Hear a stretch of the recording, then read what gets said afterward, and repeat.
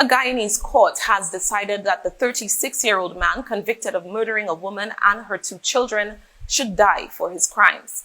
In September of 2012, Abishai Caesar and his wife were living in the community of Anna Catharina, West Demerara. 41-year-old Jennifer Persaud was one of their neighbors. She lived next door with her 2 sons, 6-year-old Afridi Bacchus and 18-month-old Jaden Ernest.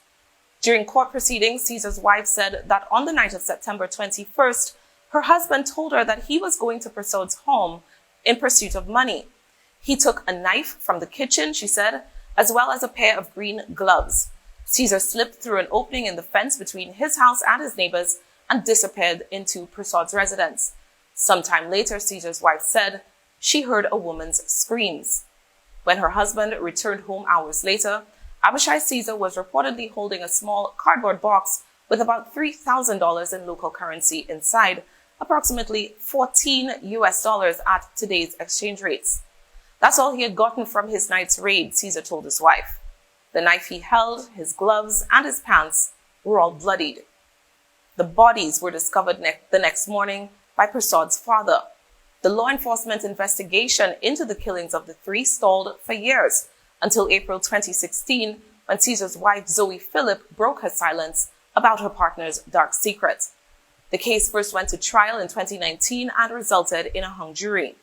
During the retrial, Caesar's defense argued that the accused triple murderer had been described as helpful by prison authorities in his remand facility. They said that the former teacher was using his educational skills to assist his fellow inmates who were pursuing studies. Caesar had also enrolled in a barbering program and was actively engaged in anger management counseling, defense lawyers said.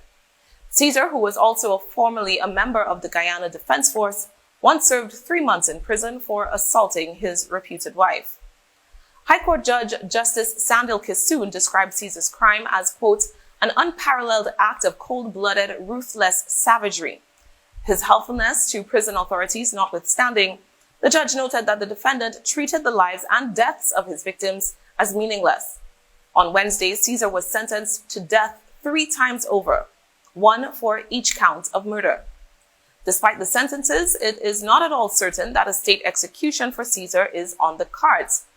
The death sentence is still a legal option for crimes like his, but no executions have been carried out in the country for over 2 decades.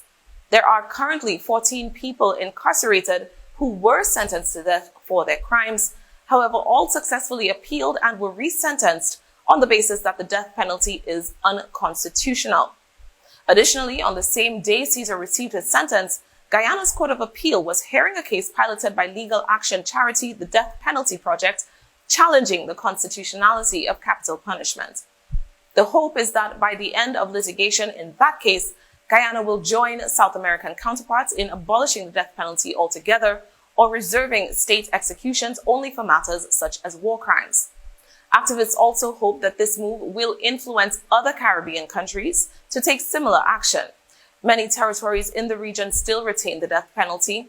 The last reported state execution in the region was in St. Kitts and Nevis in 2008, when Charles Elroy Laplace was hanged for the 2004 murder of his wife.